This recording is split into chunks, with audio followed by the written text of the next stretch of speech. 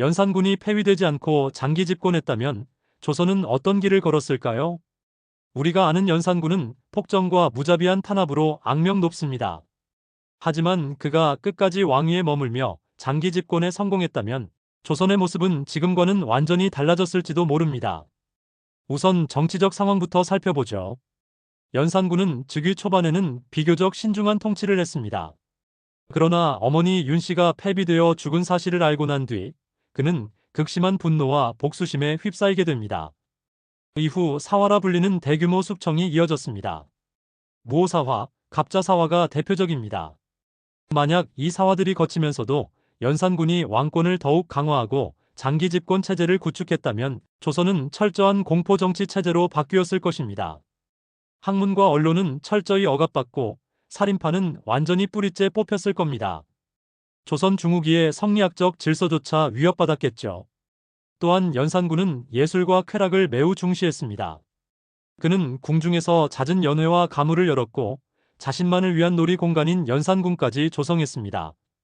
만약 장기 집권에 성공했다면 조선은 점차 문치주의 대신 향락과 향연이 중심이 되는 문화로 변질됐을 겁니다. 민생은 더더욱 피폐해지고 국가 재정은 축내졌겠죠. 경제적으로도 심각한 타격이 있었을 겁니다. 조선의 경제 기반은 농업과 수공업인데 연산군은 백성들을 착취하여 자신의 향락 생활을 유지했습니다. 과중한 세금과 부역으로 농민 반란이 일어나기 쉬운 환경이 조성되었을 겁니다. 특히 지방에서 불만이 누적되면서 전국적인 농민 반란이 일어났을 가능성도 배제할 수 없습니다. 군사적으로 보면 연산군은 군사개혁에는 거의 관심이 없었습니다. 만약 그가 장기 집권했다면 외부 침략에 대한 대비는 매우 허술해졌을 것입니다.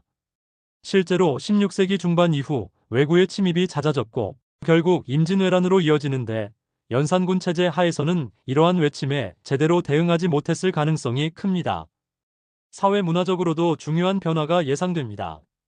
연산군은 언론기관인 사간원, 사헌부, 홍문관을 거의 무력화시켰습니다.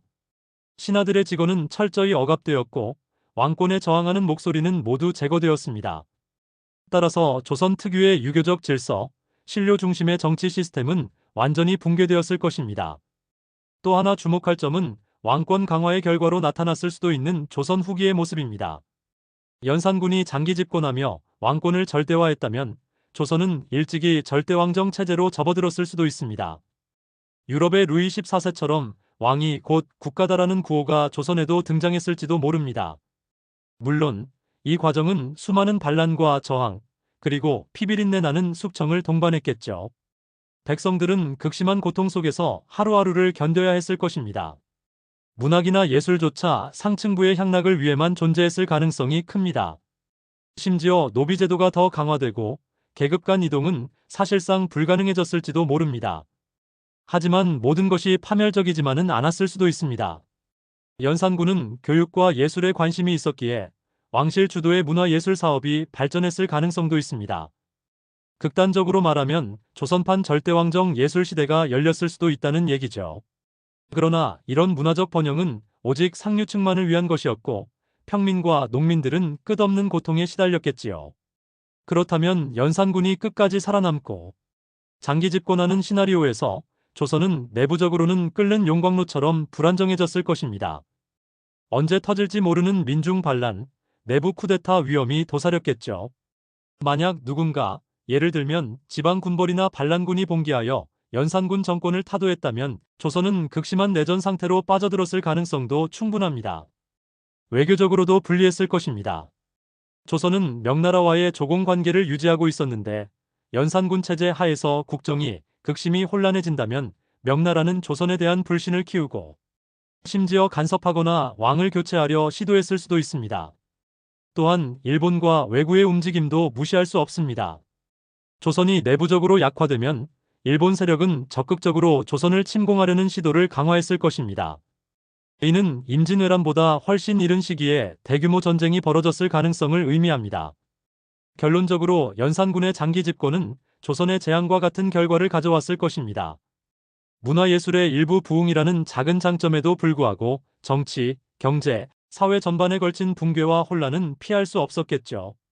연산군이 폐위되었기에 조선은 그래도 명맥을 이어가며 중종 이후 조금씩 안정을 찾아갈 수 있었습니다. 물론 이후에도 조선은 다양한 위기를 겪었지만 최소한 극심한 붕괴는 막을 수 있었던 겁니다. 역사는 단 한 번의 선택, 단 한 사람의 집권으로 이렇게나 달라질 수 있습니다. 오늘 이야기 흥미로우셨나요? 이런 역사 이프 이야기가 더 궁금하시다면 구독 버튼 꾹 눌러주세요. 여러분이 듣고 싶은 다른 가정의 역사 이야기도 댓글로 남겨주시면 다음 콘텐츠에 반영할게요. 구독과 좋아요는 좋은 역사 이야기를 계속 만드는 데 큰 힘이 됩니다.